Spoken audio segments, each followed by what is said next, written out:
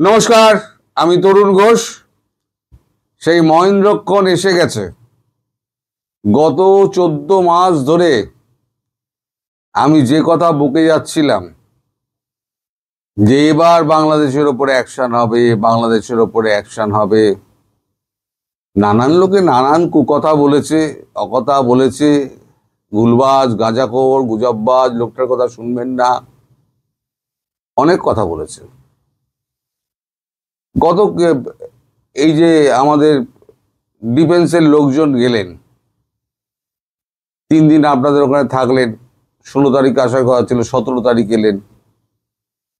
আমি তখনও কোনো কথা বলিনি।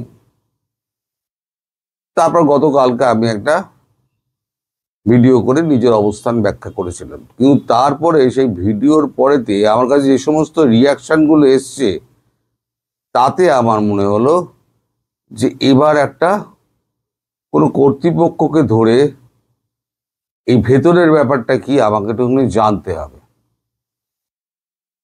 তা আমি ফোন করেছিলাম আমাদের যিনি ডিফেন্স সেক্রেটারি আছেন, রাজেশ কুমার সিং, তাকে।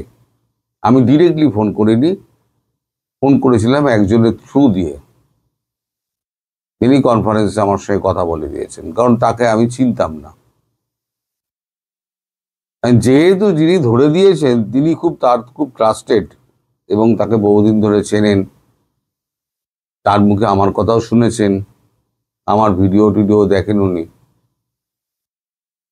তো উনি বললেন, দেখুন আমি স্ট্র্যাটেজিক কোনো কথা বলবো না, দেখুন আমি আপনাকে course of action, plan of action, I am not asking to you. I am just asking to you what happened there when our defense party were visited in Bangladesh. What was their job and what they find and what they tell. তখন উনি আমাকে বললেন, দেখুন এই যে আমাদের এখানে defence যারা লোক গিয়েছিল, তারা সমস্ত স্যাটেলাইট ইমেজ নিয়ে গিয়েছিলেন। তার আগে এখান দিয়ে পারমিশন চাওয়া হয়েছিল, এখন সেই পারমিশন বাধ্য হয়ে দিতে হয়েছে। না হলে ভারত বলেছিল আমরা নিজেরাই চলে যাব, তখন আর কোনো অনুরোধ করব না। এখন আমি সে কথা বলেছি যে ইউনূস কেন বলবে না এই কথাটা, ইউনূসের বিপদ বাড়বে বললে, কারণ ভারত বিরোধীদের সঙ্গে উনি তাল মিলিয়েছেন, সেই ভারতকে ডিফেন্সকে উনি ডেকে পাঠাচ্ছেন, তাতে ওনার পিঠের চামড়া একই অবস্থা খারাপ আরও তুলে দেবে। তো যাই হোক, সে তো গতকালকে বলেছি।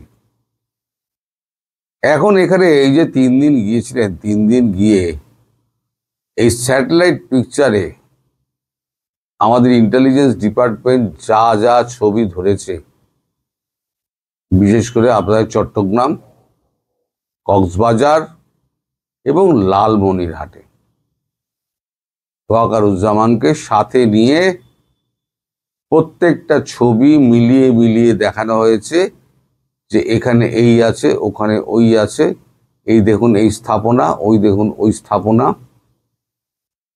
এখানে আমেরিকা এসে আপনাদের এখানে র্যাডার বসিয়ে গেছে। আমি তখন বলেছিলাম যে এটা এডি সিস্টেম বসিয়েছে। এডি সিস্টেমটা হচ্ছে ওই র্যাডারটাকে রক্ষা করার জন্য এডি সিস্টেম বসিয়েছিল। এই র্যাডারটা বসানোর কারণ হচ্ছে ভারত, চীন এবং রাশিয়ার ওপরে নজরদারি করা। সেগুলো তার রাতারাতি তুলে দেওয়া যাবে না, সেগুলো তো একদম সিস্টেমের মধ্যে বাধা আছে। সেই র্যাডার সিস্টেম ধরা পড়েছে এবং তার ওখানকার যে ছবিটা, যেটা ছবি রয়েছে ওখানে বসানো রয়েছে, সে ছবিটাও তারা স্বহস্তে তুলেছে। ওয়াকারুজ্জামান সঙ্গে ছিলেন। তারপরে বলেন আমরা লালমনিরহাটে যাব, সেখানে আমাদের কাছে কিছু ছবি আছে। গিয়ে দেখা গেল লালমনিরহাটে 4 জনই গেছিলেন। দেখা গেল 14-15 ফিট মানে গভীর একটা একটা না, 1 2 3 4 7টা, টোটাল 7টা বাংকার করা হয়েছে। এখন লালমনিরহাটে বাংকার কেন? একদম ছবির সঙ্গে মিলে গেছে, যা যা ছবিতে ছিল, স্যাটেলাইট পিকচারে ছিল, তাই তাই মিলে গেছে। ফলে ওয়াকারুজ্জামানের পক্ষে উত্তর দেওয়ার কেউ ছিল না। উনি আকাশের দিকে চেয়েছিলেন, ডান দিকে বাঁ দিকে চেয়েছিলেন, তিনি কোনো কথা বলেননি।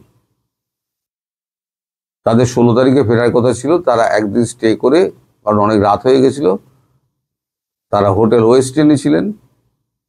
তারপরের দিন তারা ফিরে এসছেন। এখন তারপরে কি হবে না হবে, এবারে তো ডিফেন্স আমাদের যা আছে তিনি তারা সমস্ত কিছু করবেন। এখন এই যে ভিজিটটা হলো, ভিজিটটা হওয়ার পর ওয়াকারুজ্জামানকে 7 দিন সময় দেওয়া হয়েছিল, যে আমরা 7 দিন সময় দিচ্ছি, 7 দিনের মধ্যে এই সমস্ত আপনার যত সন্ত্রাসবাদী আছে এবং আপনার হিজবুত থেকে আপনার যত আছে, আইএস মার্কা যত মাল আছে, সব এগুলোকে সরান, নইলে ব্যবস্থা করুন, জেলের মধ্যে পুরুন। ওয়াকারুজ্জামান প্রায় হাতে পায়ে ধরার মতো আরো 3 দিন সময় চেয়ে নিয়েছেন, টোটাল 10 দিন। মানে গতকাল থেকে 10 দিন, মানে আর হাতে আছে 9 দিন, আগামীকাল হবে 8 দিন। বলে এটা হচ্ছে আমাদের মিস্টার সিং এর বক্তব্য। এইবারেতে আমি জিজ্ঞেস করলাম, তাহলে যদি কোনো অ্যাকশন নিতে হয় তাহলে পরে তো এটা কি সিঁদুরের কোনো মানে নেক্সট পদক্ষেপ? উনি বললেন, সিঁদুর ইজ দ্য অনগোয়িং প্রসেস। যখনই ভারতের ওপরে কোনো আঘাত আসবে, ভারতের সার্বভৌমত্ব অখণ্ডতা যখন অস্তিত্ব রক্ষার লড়াইতে চলে যাবে, তখন ভারত দ্বিতীয়বার ভাববে না। এই সিঁদুর যে অনগোয়িং প্রসেস চলছে, তাতে প্রধানমন্ত্রী নরেন্দ্র মোদী গ্রিন সিগন্যাল দিয়ে রেখে দিয়েছেন। ফলে এখানে আর তার কাছে কোনো রকম অনুমতি চাওয়ার কোনো দরকার নেই, কোনো মিটিং হবে না। এই যে এখান থেকে বাংলাদেশ থেকে ডিফেন্সের লোকেরা ফিরে গেলেন, ফিরে গিয়ে কিন্তু প্রধানমন্ত্রীকে কোনো রিপোর্ট দেননি, স্বরাষ্ট্রমন্ত্রীকেও কোনো রিপোর্ট দেননি। তখন আমার একটা প্রশ্ন আমি করেছিলাম, কি আমি জানি উত্তর দেবেন না, তবুও এই প্রশ্নটা করেছিলাম যে সাংবাদিক হিসেবে, তাহলে এটা কবে নাগাদ আশা করা যায়? উনি বলেছেন এটা ওই যে আমি বলেছি প্ল্যান অফ অ্যাকশন, তার মধ্যে পড়ে যাচ্ছে। এটা পুরো ডিফেন্সের ব্যাপার, মাফ করবেন, ডিফেন্সই এর পুরো ব্যবস্থাপনা করবে, এবং যখন মনে হবে তখন ডিফেন্স তার ব্যবস্থা করবে। তার মানে এই যে আমি দীর্ঘদিন ধরে আপনাদের বলে যাচ্ছি যে এবার একটা শিক্ষা পাবে বাংলাদেশ, চরম শিক্ষা পাবে।